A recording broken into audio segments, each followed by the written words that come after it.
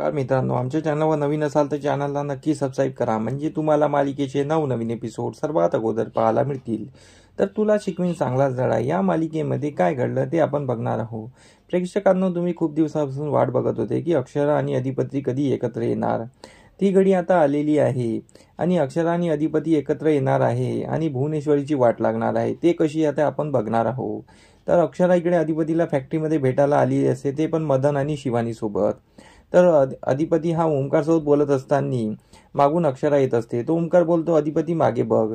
तर अधिपती मागे बघताच तिथे अक्षरा अधिपतीकडे चालत येत असते, पण अक्षराच्या मागे मदन उभा असतो. तर अधिपती पण तिकडे अक्षराकडे चालत जात असतो. तर अधिपतीला मदन दिसतो. अधिपतीला खूप चीड येते आणि अधिपतीला ते बागेतलं सीन आठवायला लागते आणि अधिपती मनातल्या मनात चिडत असतो की हा इथे का आला आहेस. तर मग त्यानंतर अक्षरा अधिपतीला मदनची ओळख करून देते. तर अधिपती मनातल्या मनात बोलतो, मी याला ओळखतो. तर त्या दिवशी मी बागेत जे करत होतात. तर अधिपती बोलता बोलता थांबून जातो. तर अक्षरा बोलते, बागेत काय. तर अधिपती काही बोलत नाही. अधिपती रागाने ऑफिसमध्ये निघून जातो. तर अक्षरा त्याच्या मागे मागे निघून जाते. इकडे अधिपती ऑफिसमध्ये रागाने उभा असतो. तर अक्षरा मागून येते आणि त्याला मागून मिठी मारते आणि अधिपती सुखावला जातो. तर अधिपतीला खूप चांगलं वाटत असतं.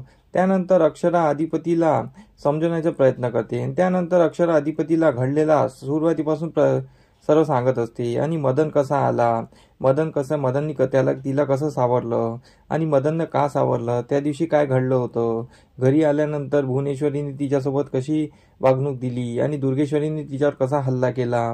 तर अधिपतीच इराचं सांगत असतो. ते त्याला इराबाईने सांगितलं. तर अक्षराला एकदम धक्काच बसतो की इराने असं सांगितलं.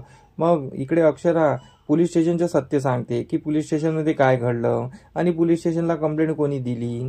तर अधिपती सर्व ऐकून अधिपतीला विश्वासच बसत नसतो की एवढं असं घडलेलं आहे म्हणून. तर अधिपती बोलतो, सोडा आता, जाऊ द्या, चला आता घरला. तर अक्षरा बोलते, ठीक आहे अधिपती, मला एक तुम्हाला गुड न्यूज द्यायची आहे. तर अक्षरा अधिपतीचा हात घेते आणि आपल्या पोटाशी लावते आणि बोलते, अधिपती तुम्ही बाबा होणार आहात. हे जेव्हा ऐकताच अधिपतीचे कान सायरे बैरे होतात. अधिपती खूप नाचायला लागतो आणि खुश होतो आणि अधिपती खुश होऊन एक गुलाबाच्या पाकळ्या घेतो आणि अक्षराच्या अंगावर उडवतो आणि तिला उचलतो आणि गोल गोल फेऱ्या मारतो आणि अधिपती खूपच खुश असतो आणि दोघं एकमेकाच्या मिठीत असतात. दोघं खूप खुश असतात. मग इकडे अधिपती आणि अक्षराची भेट झालेली असते. अक्षरा आणि अधिपती घरी जायला निघतात. घरी गेल्यानंतर इकडे भुवनेश्वरीला खूप शॉक झालेला असतो की आपला प्लॅन फेल झालेला आहे आणि अधिपती आणि अक्षरा घरी आलेले आहे. तर अक्षरा आणि अधिपतीला भुवनेश्वरी दारातच थांबवते आणि ती आपलं प्लॅन चालू करते. पण इकडे अधिपतीचे बाबा मध्ये येतात आणि अक्षरा आणि अधिपतीला बघून, या बाळांनो तुम्ही आले ना, मला खूप खुशी झाली. तर अधिपती तर अधिपतीच्या बाबांशी बोलत नाही, पण अक्षरा खूप खुश असते.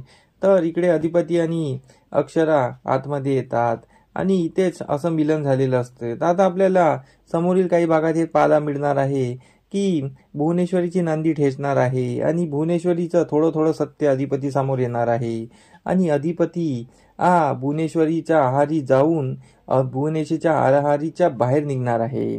म्हणजेच तो आहारी गेलेला बाहेर निघणार आहे असं दाखवण्यात येणार नाही आणि अधिपती भुवनेश्वरीला स्वतः घराच्या बाहेर काढणार आहे. असा एपिसोड आपल्याला पाहायला मिळणार आहे. तर आमचा एपिसोड कसा वाटला हे मला कमेंट करून नक्की सांगा आणि आमचा हा एपिसोड तुम्हाला कोणत्या टाईपचा वाटला हे पण आम्हाला नक्की सांगा. धन्यवाद.